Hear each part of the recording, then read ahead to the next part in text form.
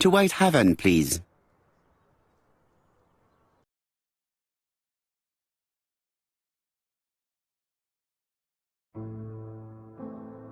Cust's arrest is a great success for you, Poirot. It's all clear now, except maybe one or two details. Details. Ah, mon ami. The devil is in the detail, as we say. Excuse me?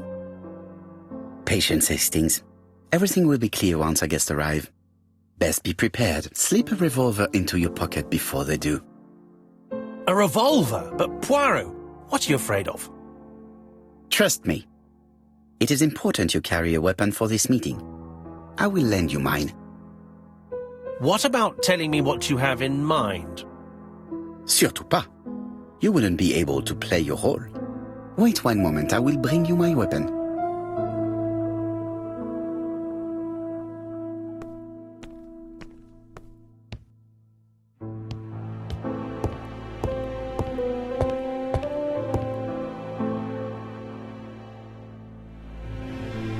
Daily Flicker, September the 11th, 1935.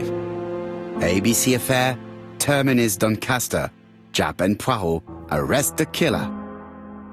A.B. Cust is the name of the alphabet murderer. The police have arrested him in a hotel in Doncaster. He was preparing to kill his fourth victim, Mr. Dick Dudley Dunbar, the establishment's manager. Mr. Dunbar owes his life to the miraculous intervention of Inspector Japp of Scotland Yard and Detective Hercule Poirot. The Lancet, September 11th, 1935. General Medical Journal. The alphabet murderer is not psychotic, according to Professor Thompson. In an early issue, we claimed that the alphabet murderer was not psychotic. Our assertion has just been confirmed by Professor Thompson, a Scotland Yard expert, who has spoken to the prisoner at great length. Not all obsessional killers are psychotic, he explained. It is true that Cust has a disturbed personality and memory disorders. But his amnesia, whether real or pretended, does not alter the fact that he was perfectly lucid at the time of his acts. Therefore, he will not escape punishment.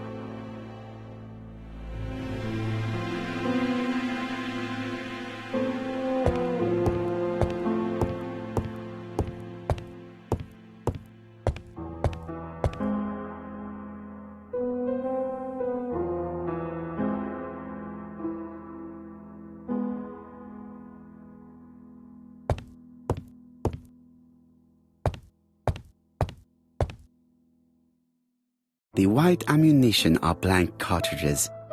The others are real bullets. I have to choose the type of bullets to load. The revolver is loaded with real bullets. I still have time to choose blanks. The revolver is loaded with blanks. I still have time to choose real bullets.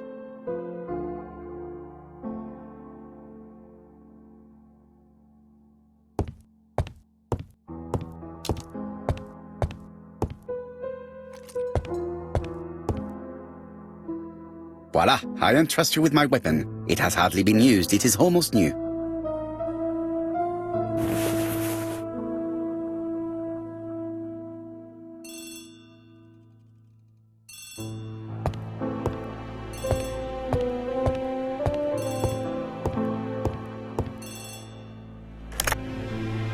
Chief Inspector, is that you?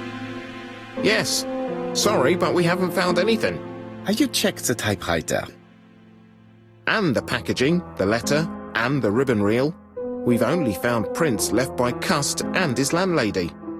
Well, never mind, I shall make do. So, are you still going to hold your meeting? Of course, Chief Inspector. I can hear my guest coming up the stairs. Why have you brought us here, Mr. Poirot? Since Cust's arrest, I thought it was all done and dusted. Miss Gray formally identified him, as well as Miss Barnard. Yes, and the stockings he saw drove the same brand as the ones found at my aunt's. This is all true. However, a case is not closed if some questions remain open. And one question is, why did the murderer send me his letters? Why did he challenge me, Hercule Poirot? Perhaps he wanted to play with you, to taunt you. Xenophobia? Maybe he didn't like you because you're foreign. I may be wrong, but maybe by provoking you, he was looking for glory? All these theories should be studied. Let us now try and get our brain cells to work.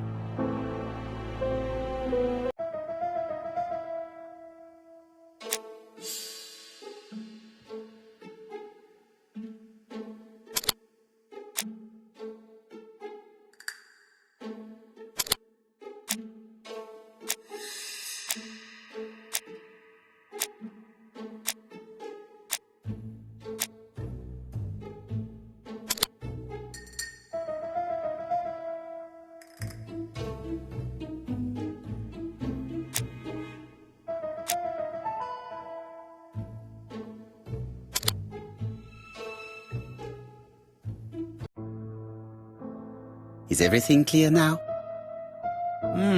You might like to explain your reasoning again. Of course. First of all, remember that the murderer made it a rule to always post his letter before the murder. He never digressed from that rule. However, in Churston, he encountered a problem. The village has only 500 inhabitants. With advance warning, it would be easy to arrest him. Therefore, the murderer delayed his letters deliberately with the wrong address. The plan wouldn't have worked if he'd sent it to Scotland Yard or the papers because everybody knows their addresses. The mistake would have been corrected and the letter would have been on time. That is why the murderer chose me as the recipient. Because for his plan to succeed, it was necessary for at least one of the letters to have a wrong address and get lost. It was very cunning. Absolument. It is a very subtle plan. It matches the profile we have drawn up of him perfectly. That of an intelligent, daring and calculating murderer. But that's not how you describe Cust.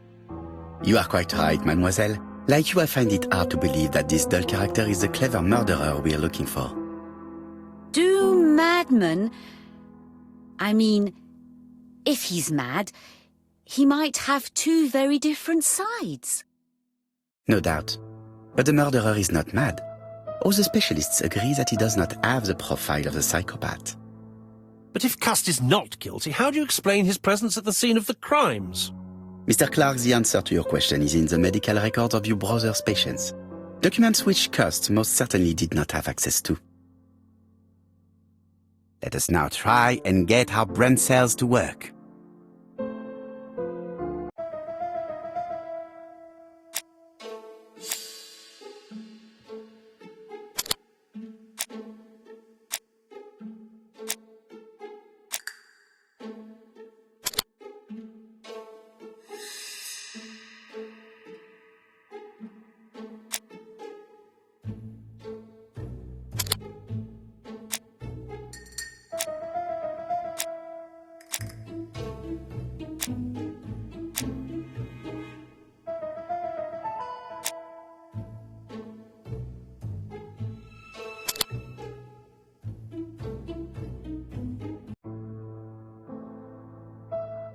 Dr. Clark's patients' records provided a very useful list of potential victims, sorted by alphabetical order. The killer definitely used it, explaining the fact that all the victims were former patients of the doctor. It is this fact that clears Cust once and for all, because he never had access to these records. So how did he happen to be at the scene of the crimes? Either the murderer sent him there, or Cust was following him closely. Cust's highly suggestible nature leads us to the second hypothesis. The murderer was manipulating him. He systematically sent Cust to the towns where he was going to strike, so that the suspicion would land on the poor man's shoulder. That's evil. What sort of killer could have such a plan? And what would he gain from 3 completely different murders? Indeed, it seems unlikely that the same murderer committed all the crimes. What should we take from that?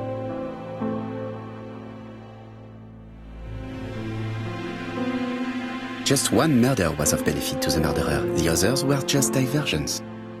On reflection, there is only one conclusion. The murderer killed once out of interest, and twice to divert our attention. This reasoning points at two potential culprits. Franklin, Clark... Donald Fraser? Yes, mademoiselle. That's good thinking. Mr. Fraser may have killed Betty out of jealousy. Mr. Clark may have killed his brother in order to inherit his large fortune. Both have a motive.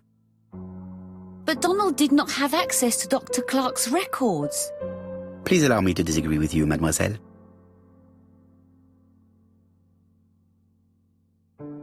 He works for Court and Brunskill, one of whose clients was Sir Carmichael. It doesn't prove that I went to Comeside. You could have done it, and you may have used the opportunity to take a look at Sir Carmichael's records.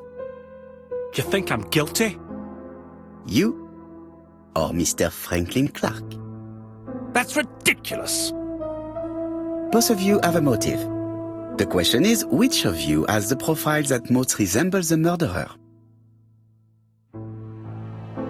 Let us now try and get our brain cells to work.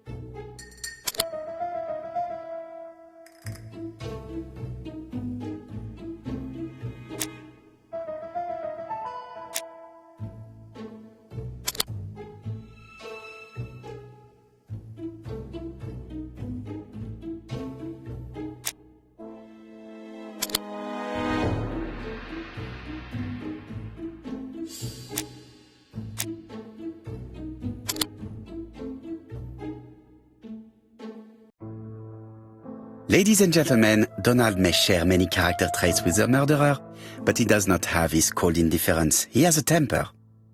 It is hard to imagine him planning anything. Also, jealousy is his motive, and crimes of passion are rarely planned. Right, I suppose it's my turn to be subjected to the same scrutiny. Absolument, Mr. Clark. Let us now try and get our brain cells to work.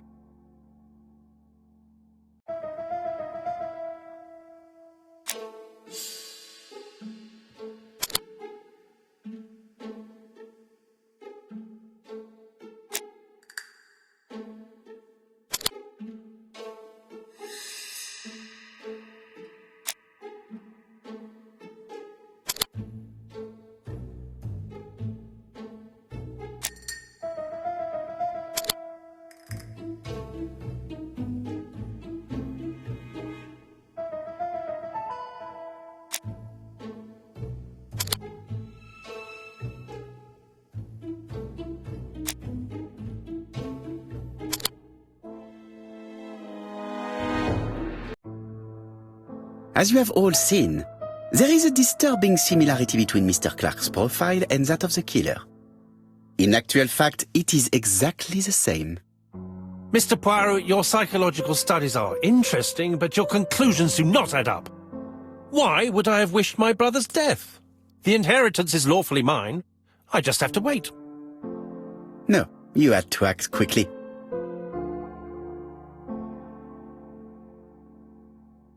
Because of Miss Grey. Mademoiselle, although you haven't been telling the truth, there is no doubt in my mind that you would have found a way to marry Sir Carmichael after Lady Clark's death. For you, Mr. Clark, it was a disaster. If Miss Grey had children by your brother, you would not have inherited a thing. You realized the danger after reading several letters from Comeside, especially one in which your brother opened his heart to you. So you hurried home from China, and you took action. In truth, Cust was no more than a puppet manipulated by the real culprit. You, Mr. Clark. Such an imagination, Mr. Poirot. In fact, nobody manipulated Cust. The famous instructions he received by post. He wrote them on the typewriter. We know that for sure. Oh no. You know perfectly well that is not true. Eh bien voilà, light has now been shed on the ABC murders.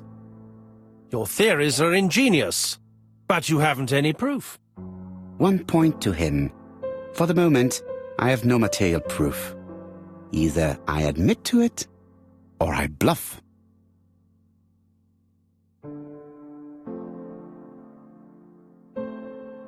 One thing proves it. The prints you left on Cuss' typewriter. Enough. Oh, of course you wiped the typewriter before sending it. But not carefully enough. Scotland Yard has found your print along with those of Cuss. Game, set, match. You win, Mr. Poirot. But it was worth trying.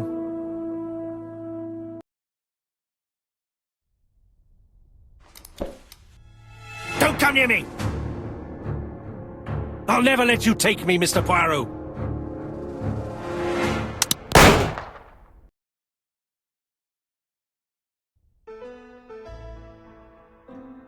I'm sorry, Mr. Clark, there is no easy death for you.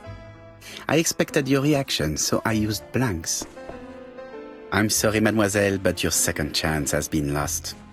Franklin Clark will never inherit his brother's fortune.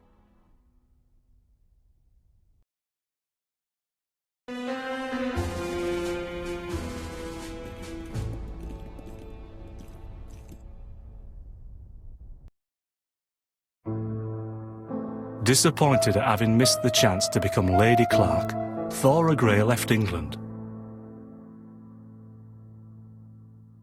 Donald Fraser and Megan Barnard married.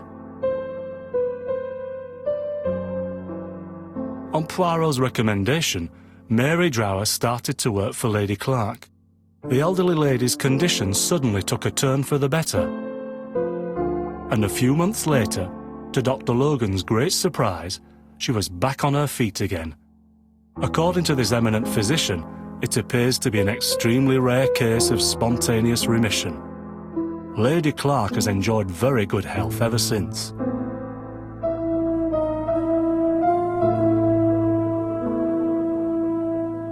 Journal of an Innocent, the incredible story of ABC. As for A.B. Cust, after being advised by Poirot, he made a great deal of money by selling his story to the press. And as for me, and with business booming, the Black Swan has become the #1 tourist attraction in the whole of Yorkshire, even more popular than York Minster.